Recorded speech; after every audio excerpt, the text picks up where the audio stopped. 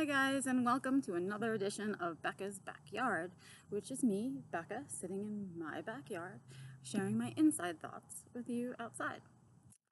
As you may notice, this week I am wearing my sunglasses again.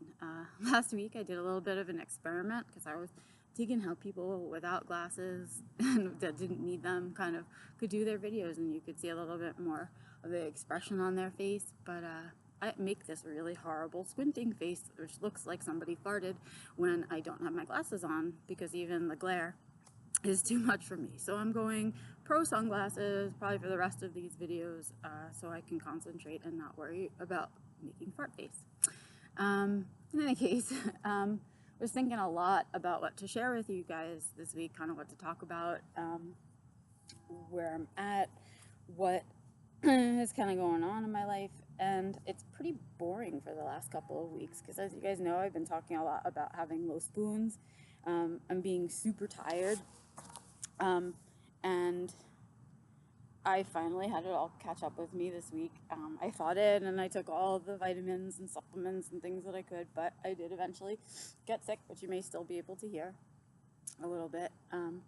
And I didn't want to talk again about managing low spoons because that's kind of boring. So instead I wanted to talk about what I did with this downtime that I had no choice to do, which is what happens to me, right? You know, my body just says, hey, too much, you got to take a break. And if I can't hear it because my interoception's off, I'll just keep going.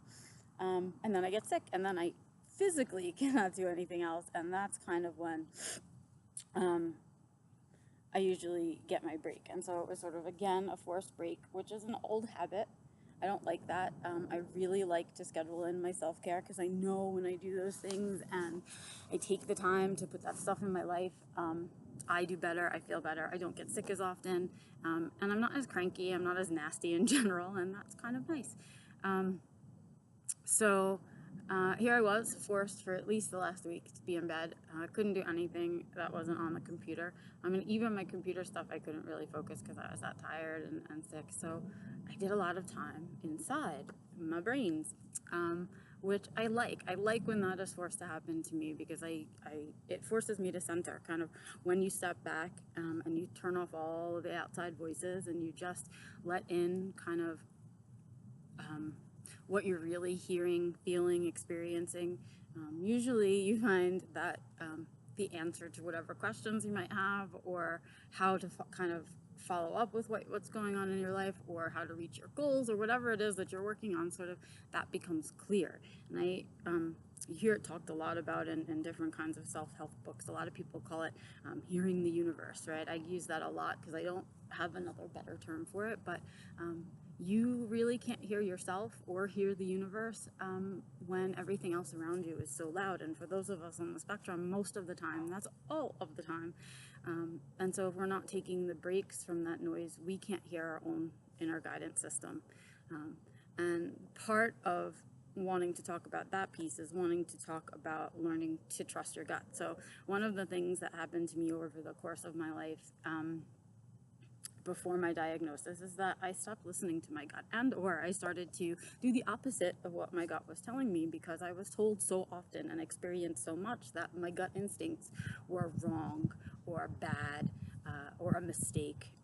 And so I learned to turn off that switch or to do the opposite of it. And that led me down a lot of dark roads most of my life, made me a pretty miserable human being in general, made me pretty angry. But I really have taken the time, I think, since my diagnosis to relearn that inner guidance system, my inner GPS, so to speak, I guess. I really spent that first year after diagnosis working very hard on myself, you know, weekly therapy, just trying to get me with no intention of doing anything like this. But then it got me into the habit of, you know, paying attention to my emotions, my feelings, my needs that I hadn't ever really given any kind of validation to or think they had any value. So it took a bunch of years. I mean, it's 6 years and going now, and I'm still learning because I still fall back into old habits of wanting to people please, wanting to give everybody 150% to show them I have value. All kinds of other super fun habits that are coping mechanisms from years of really what I think is basically not being able to hear my own gut or trust it or follow it. So what I wanted to say was that this whole, I'd sort of been feeling all askew for the last month or so. I'd feeling kind of stressed and things like that, and not doing my self-care routines the way that I should. And then I was getting sick, and that took me out of routines. And so I was having all of these alarm bells in my life going off, and I was still ignoring them until I got sick twice this month. So what that tells me is that it's super easy for me to fall back into old habits, but that when I go back into those old habits, I get the same old-fashioned results, and I hate those results. I don't like spending 2 weeks recovering from being stressed.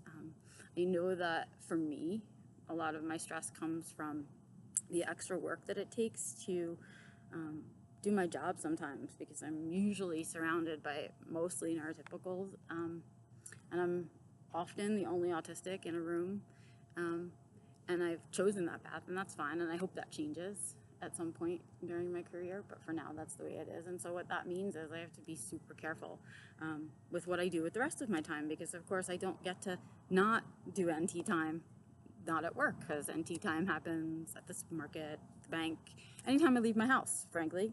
And since I never feel disabled at home, that really big oxymoron of going out into the world, and maybe oxymoron is probably not even the right word at this moment, but it's sort of like, I have to NT all the time. I have to NT at work, I have to NT out in the world. The only time I don't have to really do that at any point is when I'm home. And I don't feel disabled at home, but I don't have that option. I have to go out there, and it always makes me think, well, what if I flip the switch? What if neurotypicals had to autistic for a certain amount of hours a week or whatever? I think it might be an interesting learning lesson for some of you out there. But what it means is that for us on the spectrum, we have to consider that in how we allocate our energy, and how we want to spend our time on this planet with our energy that we're given. And for many of us, we spent well, at least for me, not for many of us, for me, the years spent before my diagnosis were really sad and angry and miserable times, and I wasn't able to enjoy waking up every day. I didn't like where I woke up every day. I didn't like what I saw in the mirror. I didn't like what my life looked like. I didn't like any of those things, and I've worked really hard to make that different.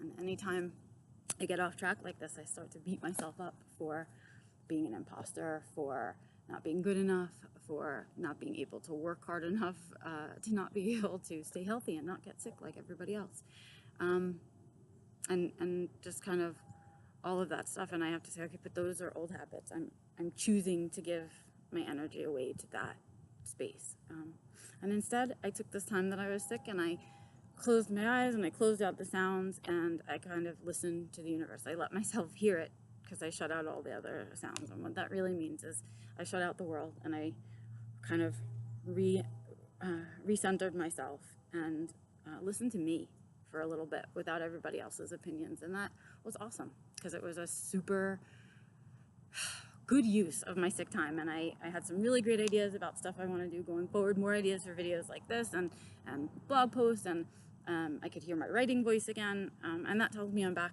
on the path I want to be, that I'm back giving out to the world instead of feeling like I need to withdraw from it. And that's pretty cool. So that's the result of being sick, and that's what it means to trust your gut. And that's something that we all have to work on and learn how to do, and I think it makes you a better person. So keep at it, you guys, and I hope you like this week's video. Let me know what you want to hear about, or if I stink, or if you'd like me to stop. Anyway, I want to hear your opinions. Let me know what you're thinking, and pass on this video. I'll see you guys next week. Have a good one.